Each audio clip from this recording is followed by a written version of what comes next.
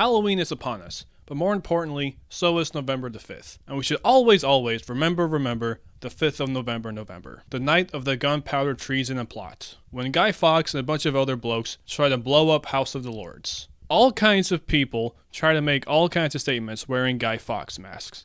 And I think it's important for you to know what you're putting on your face. So that's what we're going to talk about in this video. Now I know it's not the 5th of November when I'm posting this, but it's pretty close. And I do have something special planned for the 5th, so be sure to subscribe so you don't miss it. And if you stay till the end of the video, I'll leave a little hint for what I'm planning on the 5th. Anyways, let's get on with the video. First, let's talk about the mask. The Guy Fawkes mask is most famously represented by everyone's favorite anti-hero, V from the graphic novel V for Vendetta, created by Alan Moore and David Lloyd in the 1980s. And later on in the 2005 film adaptation of the same name when Hugo Weaving performed the mother of all tongue twisters. Voila! In view, a humble vaudevillian veteran, cast vicariously as both victim and villain by the vicissitudes of fate. This visage, no mere veneer of vanity, is a vestige of the vox populi, now vacant, vanished. However, this valorous visitation of a bygone vexation stands vivified, and has vowed to vanquish these venal and virulent vermin, vanguarding vice and vouchsafing the violently vicious and voracious violation of volition. I can't even say red yether, yellow yether.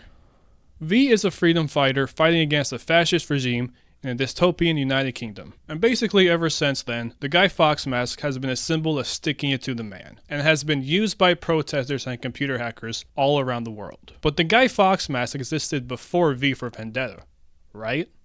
Prior to the release of the graphic novel, it was customary for the children of Britain to wear cheaply made Guy Fawkes masks on the night of the 5th of November and ask strangers for money by saying, "A penny for the guy." Penny for the guy.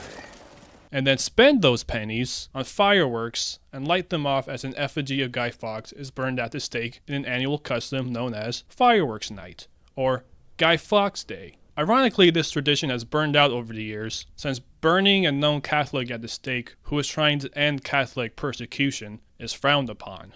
So anyways, during the 80s, when Alan Moore and David Lloyd were working on the comic, David Lloyd suggested, why don't we portray him as a resurrected Guy Fawkes?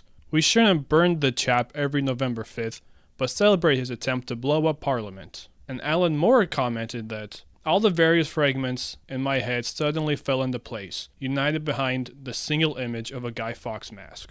And thus, the Vigilant V was born. Which I think is really cool, because if you've at least seen the movie, you know that a lot of people united behind that same singular image. Now let's talk about the Guy Fawkes.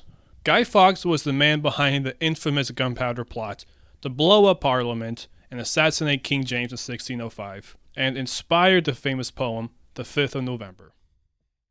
Wrong! He was just a sucker that got caught. The real mastermind was a guy named Robert Catesby, played by Jon Snow. Now, a brief history of the Gunpowder Plot is that King James, a Protestant, wasn't being very chill towards the Catholics. So a bunch of them were getting real sick of King James and wanted a regime change. And their answer to that was 36 barrels of gunpowder under the House of the Lords. But some snitch sent King James's Secret Service an anonymous tip saying the shit was about to go down. So they formed a little search party and found Guy Fawkes just chilling in the basement, literally sitting on the evidence that they needed. Oh, by the way, when John got arrested, he said his name was John Johnson. Like, I know that there's only 4 names that they used back then, but I mean, come on. Anyways, when word got out the guy got, the entire squad just bailed. Some made a last stand against the sheriff of Worcestershire sauce, but they all got cooked, including the real mastermind Robert Catesby. The rest were arrested and then drawn and quartered.